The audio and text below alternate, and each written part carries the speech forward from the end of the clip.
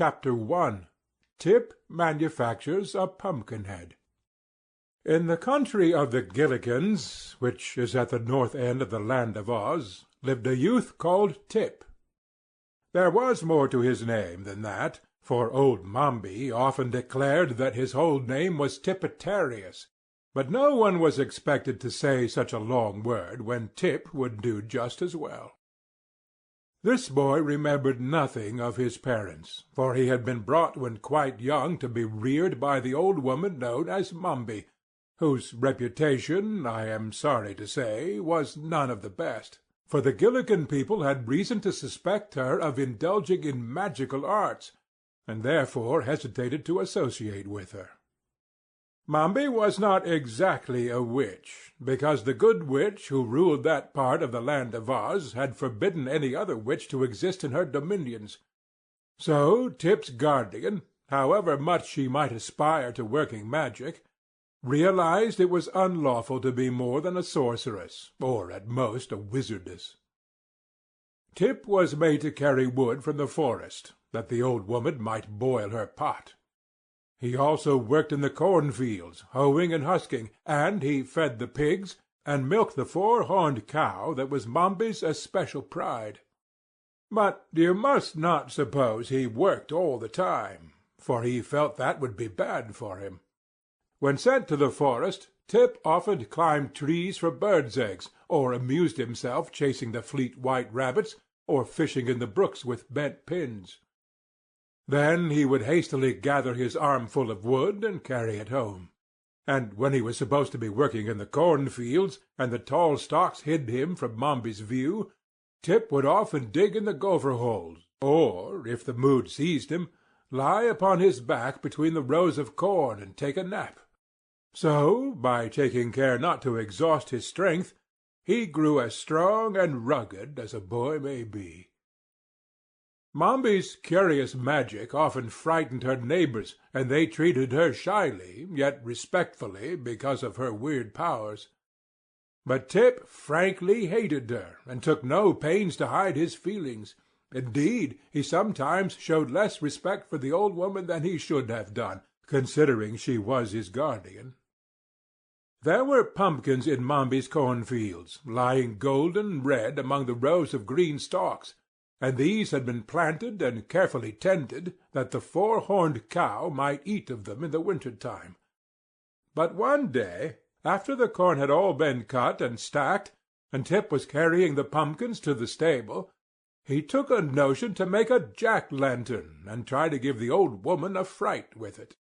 So he selected a fine big pumpkin, one with a lustrous orange-red color, and began carving it. With the point of his knife he made 2 round eyes, a 3-cornered nose, and a mouth shaped like a new moon. The face, when completed, could not have been considered strictly beautiful, but it wore a smile so big and broad, and was so jolly an expression, that even Tip laughed as he looked admiringly at his work. The child had no playmates, so he did not know that boys often dig out the inside of a pumpkin-jack, and in the space thus made put a lighted candle to render the face more startling. But he conceived an idea of his own that promised to be quite as effective. He decided to manufacture the form of a man who would wear this pumpkin head, and to stand it in a place where old Mombi would meet it face to face.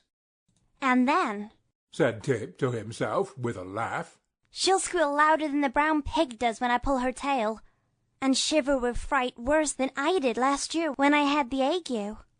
He had plenty of time to accomplish this task, for Mombi had gone to a village, to buy groceries, she said, and it was a journey of at least 2 days. So he took his axe to the forest, and selected some stout straight saplings, which he cut down and trimmed of all their twigs and leaves. From these he would make the arms and legs and feet of his man.